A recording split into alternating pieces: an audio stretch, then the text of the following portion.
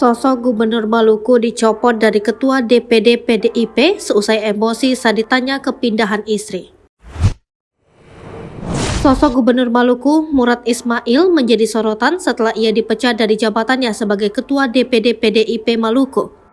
Pemecatan Murad Ismail tersebut disampaikan oleh Sekretaris DPD PDIP Maluku yakni Ben Hur Watubun pada Rabu 3 Mei 2023.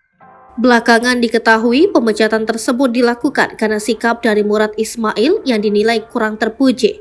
Hal itu dijelaskan langsung oleh Wakil Sekretaris Jenderal DPP PDIP Bidang Kerakyatan, Sada Restuati.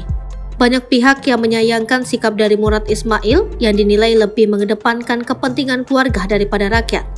Lantas, seperti apakah sosok Murad Ismail yang dipecat dari DPD PDIP Maluku tersebut? Diketahui Murad Ismail lahir di Ambon pada 11 September 1961.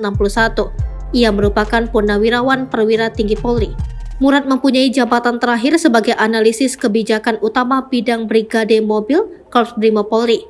Murad merupakan lulusan dari Akpol yang memiliki pengalaman dalam Kesatuan Brimob di tahun 1985. Ia juga pernah dipercaya untuk menduduki jabatan sebagai Komandan Korps Brimob Polri dan juga Kepala Polda Maluku. Di tahun 2019, Murad Ismail kemudian berhasil menduduki jabatan sebagai Gubernur Maluku. Melansir dari laman resmi Laporan Harta Kekayaan Penyelenggara Negara Komisi Pemberantasan Korupsi periodik 2021, Murad memiliki harta kekayaan sebesar lebih kurang 11,2 miliar rupiah. Dalam laporan tersebut disebutkan bahwa Murad tidak memiliki hutang.